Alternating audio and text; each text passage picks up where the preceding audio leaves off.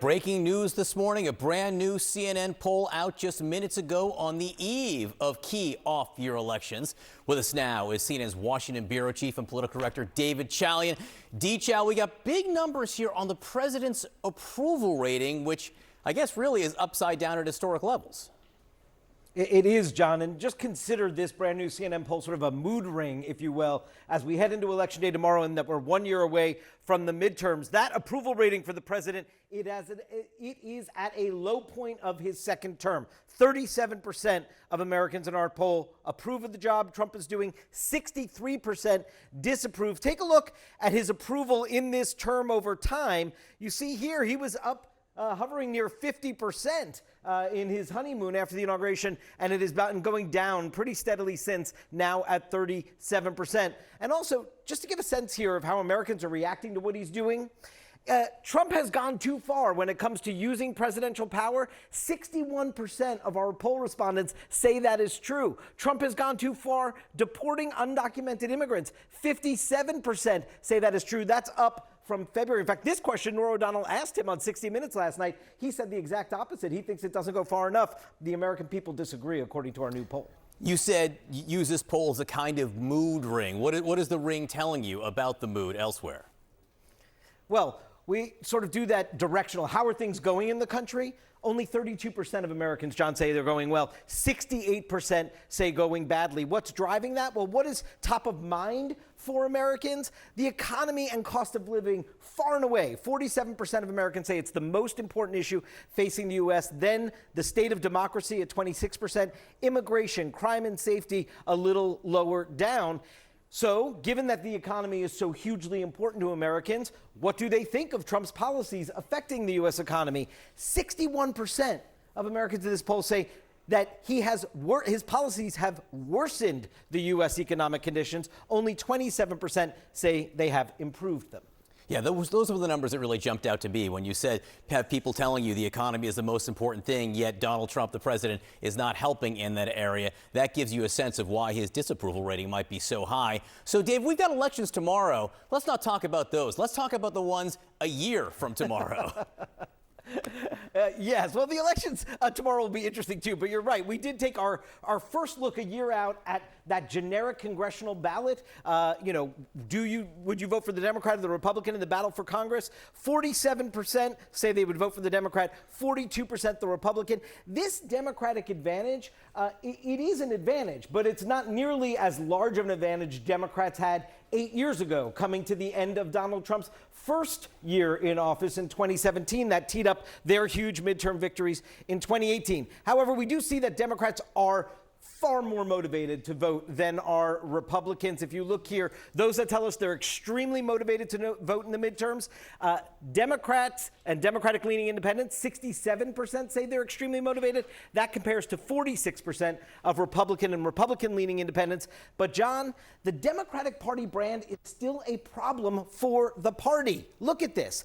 Their favorable rating is at 29%. Now, the Republican favorable rating is not that much better, 33%, but still a tick better. 55% of Americans have an unfavorable view. A majority of Americans have an unfavorable view of the Democratic Party. Now, this is a lot of Democrats that are feeding that. They're sort of hating on their own party. We'll see if they succeed tomorrow night, if Donald Trump's numbers continue to go down, if that'll turn their fortunes around. But this does not look exactly like that 2018 huge midterm sweep. The Democrats still have some work to do to take advantage of Donald Trump's unpopularity with the American people. Yeah, Democrats want to push that number higher, to be sure, in terms of the generic ballot.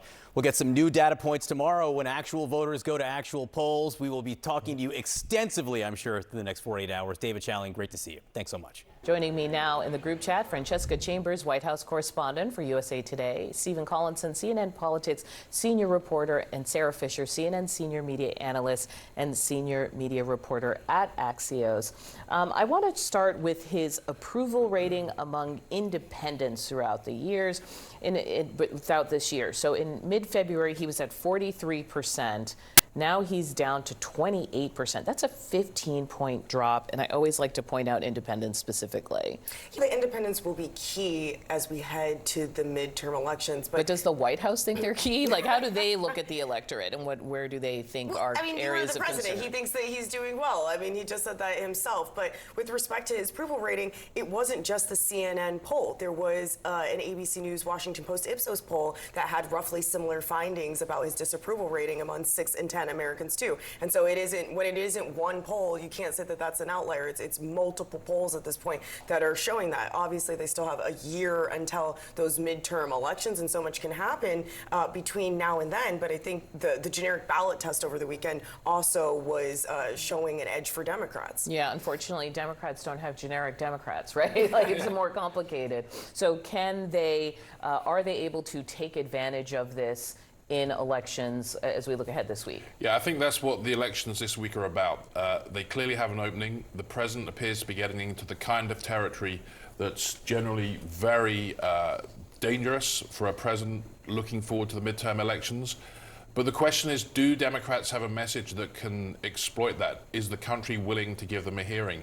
You've seen in Virginia and New Jersey, the gubernatorial races, Democrats, they're seeking to address the affordability issues, which, of course, their nominee in the last election wasn't really able to answer. So they're starting. And it's still an issue. We're looking now. Voters believe the most important issue facing the country, economy, cost of living, is still first. And those numbers are bad on that issue, especially 49%.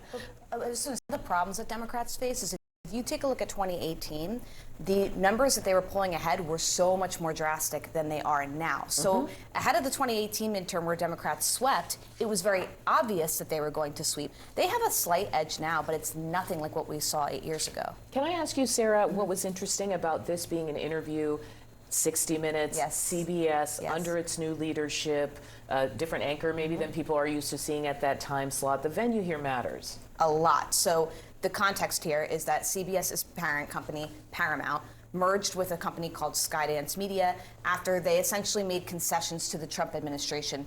He actually commented on that in the interview, saying that he liked the new leadership. They brought in a woman named Bari Weiss to be the editor-in-chief of CBS, and he was lauding and praising them. And the message that sends, Audie, is if you are a business person and you want to get a deal done, you want to get a transaction done, do it in a way that curries favor with the Trump administration, and you're more likely to get your deal blessed. It was very, very telling that Donald Trump addressed that head on the same network, by the way, that he sued for $20 billion. Yeah, which he said, I didn't want to embarrass you by bringing that up. I think they had that in the off-air transcript. I mean, but it also showed he sensed he was sitting down with a friendly news organization. That was the tone that he seemed to convey. Not them, but him. He thinks it's friendly because of all these concessions that have been made. Look, Stephen Colbert getting pulled off the air. They say it was for financial reasons. Let's be real. That show was announced canceled right after the new chairman of that network met with the FCC for regulatory approval of his deal.